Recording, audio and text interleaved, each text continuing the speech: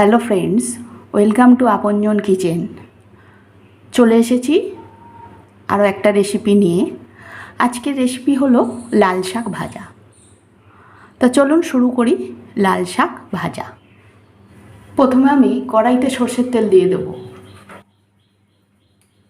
তেল গরম হয়ে গেছে।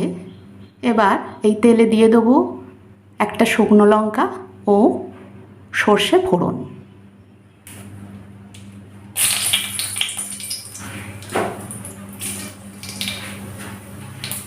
এবার এর ভেতরে আমি লাল শাকগুলো দিয়ে দেব।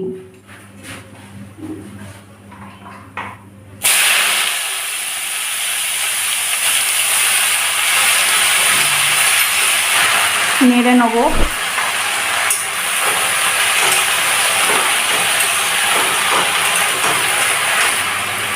এর ভেতরে দিয়ে দেব নুন আর হলুদ।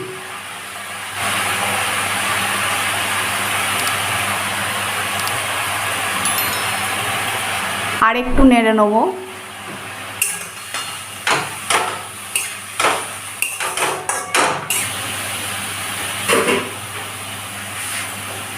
একটা কাঁচা লঙ্কা দিয়ে দেব।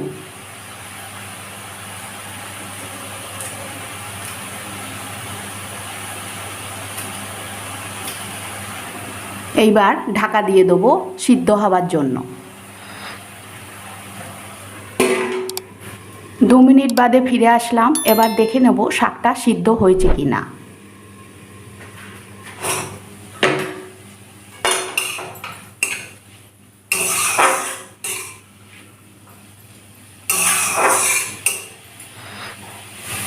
দেখুন শাকের জলেই শাকটা সিদ্ধ হয়ে গেছে। এবার আমি কড়াতে আরেকটু নাড়াচাড়া করেই নামিয়ে ফেলব।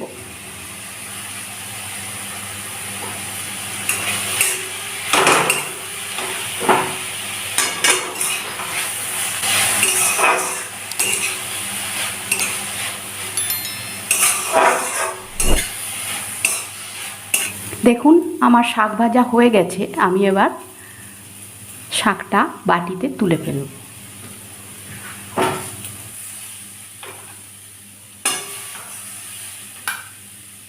দেখুন আমার আজকের রেসিপি শাক ভাজা তৈরি হয়ে গেছে। আমি এটা সার্ভ করে দেব। আমার আজকের রেসিপি শাক ভাজা কমপ্লিট হয়ে গেছে। আমি এটা সার্ভ করে দিয়েছি। আপনারা বাড়িতে এই রেসিপিটা অবশ্যই করবেন। এই রেসিপিটা অত্যন্ত কম সময় এবং সহজভাবে এই রেসিপিটা তৈরি করেছি। আমি তো বাড়িতে এইভাবেই লাল শাক রান্না করি। আপনারা একদিন দেখুনই না আমার মতো রান্না করে। ভালো লাগলে লাইক, কমেন্ট, শেয়ার করবেন। আর নতুন দর্শক হলে চ্যানেলটিকে সাবস্ক্রাইব করবেন। তো আজকে এখানেই শেষ করলাম। ফিরে আসবো নতুন একটা রেসিপি নিয়ে। ততক্ষণের জন্য good bye and thank you.